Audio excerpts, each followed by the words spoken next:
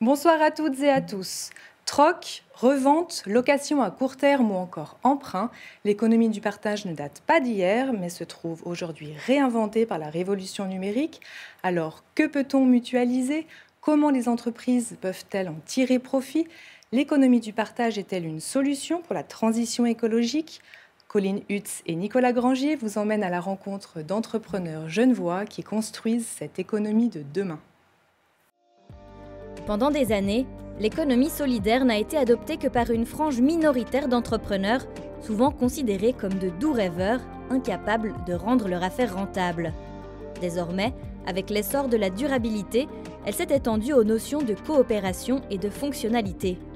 Un modèle pragmatique dont le succès ferait des envieux. Situé près de la gare de Chênebourg, Bean2Me propose une solution liée à l'usage du consommateur, en l'occurrence le café en entreprise. Une formule personnalisée et un service continu.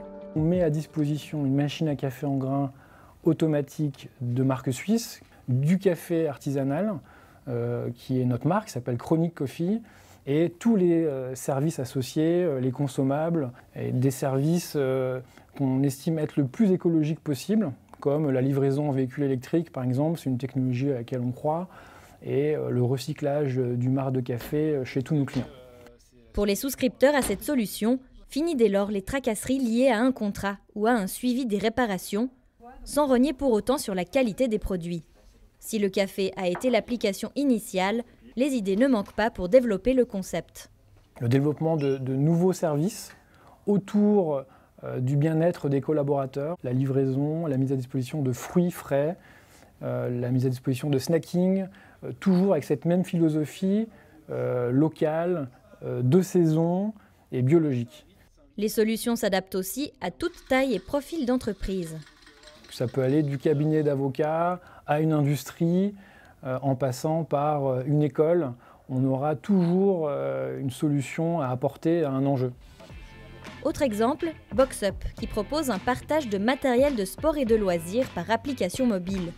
En clair, des casiers connectés installés près de terrains de sport permettent à des municipalités de mettre à disposition des équipements qu'on peut emprunter grâce à son smartphone.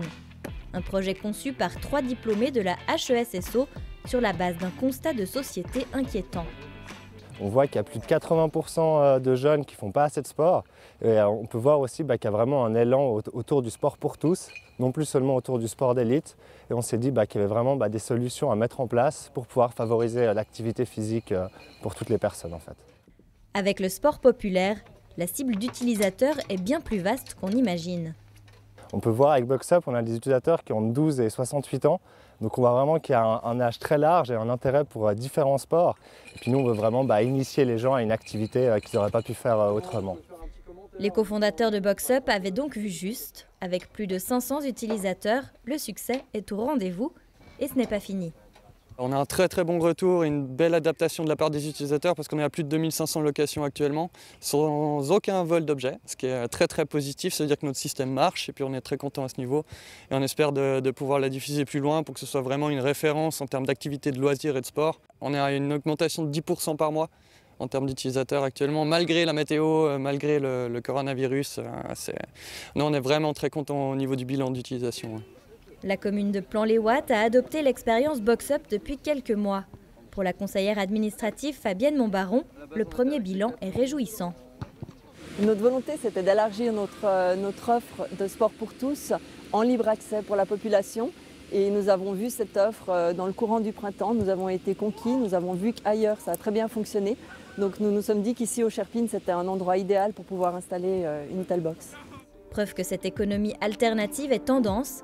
Elle faisait l'objet du dernier atelier Génie, une plateforme dédiée à l'écologie industrielle à Genève. Les participants issus de tous horizons ont pu avancer des pistes concrètes après des témoignages d'entrepreneurs.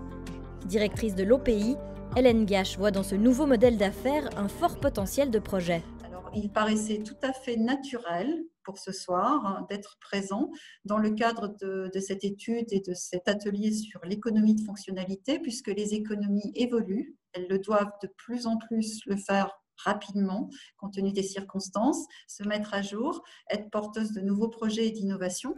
À la tête de la Fondation pour les terrains industriels, Guillaume Massard est aussi persuadé que cette économie répond à la demande actuelle. L'économie de fonctionnalité, c'est donc un des outils pour nous de la mutation industrielle. C'est une nouvelle manière de créer, de dimensionner, de transformer les activités de production, sachant qu'on a évidemment de nombreux facteurs qui guident aujourd'hui les entreprises, que ce soit le PME ou l'artisanat ou des plus grandes entreprises, dans l'organisation de leurs activités sur le territoire. Et donc, on inclut ça nous-mêmes dans nos démarches et dans nos réflexions. Face à la disparition inéluctable de certains métiers, ce nouveau filon a de quoi redonner de l'espoir aux générations futures, pour autant qu'elles fassent preuve d'imagination. Jérémy Tessier, bonsoir. Bonsoir. Vous coordonnez le laboratoire de technologie avancée, le LTA, qui résulte d'une action conjointe entre la HESSO et l'Université de Genève. Alors cette plateforme, comment elle fonctionne et quel est son objectif ? Alors comme vous l'avez dit, c'est une action conjointe des deux hautes écoles de Genève, la HESSO et l'Université de Genève. C'est une plateforme en fait qui avait deux objectifs à la base. À l'interne, mutualiser les équipements pour faire des économies d'échelle et partager les coûts, éviter les doublons. Et à l'externe, valoriser ces mêmes équipements et les savoir-faire qui sont associés auprès des entreprises locales. Qui peut utiliser ces équipements ? Alors, en principe, les équipements en interne sont ouverts à tous les chercheurs des deux institutions. Et évidemment, l'idée, c'était de mutualiser un petit peu au-delà de nos deux institutions vers les entreprises et en leur faisant profiter évidemment des expertises qui sont associées à l'usage de ces équipements et qui sont présentes dans les différents groupes de recherche. Comment on fait pour bien collaborer avec les industries et puis quels sont leurs besoins ? Alors, les besoins sont variés. On collabore avec des entreprises qui sont vraiment de secteurs très variés. Ce qui est important, c'est d'essayer de parler le même langage. Le langage qui est parlé dans les laboratoires de recherche, surtout en recherche fondamentale, est souvent très éloigné du langage qu'on peut trouver dans une entreprise, spécialement dans une petite entreprise où il n'y a pas forcément d'expertise scientifique. Donc l'idée du LTA, c'est vraiment d'essayer de formaliser les projets qui pourraient venir de petites entreprises pour les rendre compréhensibles par les groupes de recherche et les chercheurs qui y travaillent. Et quel est votre quotidien ? Comment elle s'organise cette plateforme et quel type d'équipement vous mettez à disposition ? Alors, la plateforme, comme je disais, on l'a voulu comme un guichet d'entrée unique pour toutes les requêtes qui proviendraient de l'extérieur. Donc, on fait ce travail, nous, de mise en relation de l'entreprise, quelle que soit sa taille, quel que soit son secteur. Et on fait cette mise en relation avec les groupes de recherche en interne. Donc, notre quotidien, c'est de recevoir ces requêtes, de les formaliser pour qu'elles soient compréhensibles et puis qu'elles évoluent en projet, et puis les concrétiser. Est-ce qu'il y a des secteurs en particulier qui font appel à vous ou c'est vraiment ouvert à tous ? Alors, c'est assez large. Évidemment, on est dans un bassin où l'horlogerie représente un secteur important. Donc, on travaille beaucoup avec les horlogers. Mais on a des requêtes qui proviennent d'entreprises très variées. On a des artistes qui viennent nous voir, des cabinets d'avocats pour des expertises. Donc, c'est un panel d'entreprises qui travaillent avec nous qui est très, très large. Et concrètement, quels sont les types de projets que vous faites au sein du laboratoire ?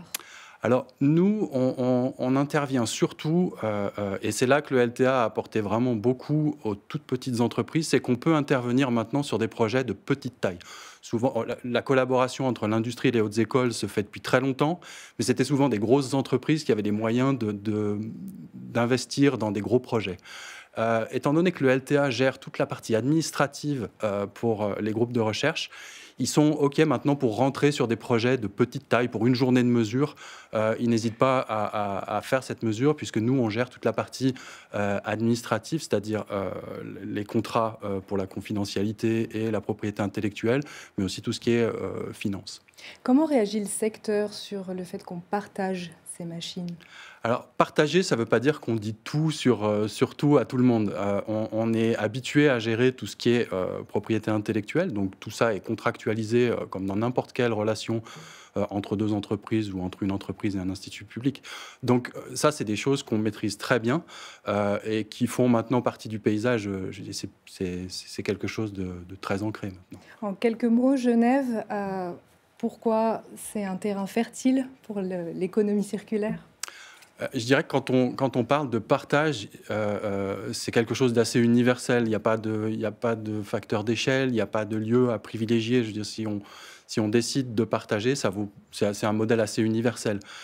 C'est vrai qu'à Genève, il y a un écosystème de soutien à l'innovation pour les entreprises qui est très actif et très dynamique. Le LTA vient juste ajouter en fait une plateforme technique qui manquait un peu, surtout à destination des petites entreprises, des PME et des TPE. Jérémy Tessier, merci beaucoup. Merci à vous. Merci à vous de nous avoir suivis et on se retrouve tout prochainement sur les Monts Bleus.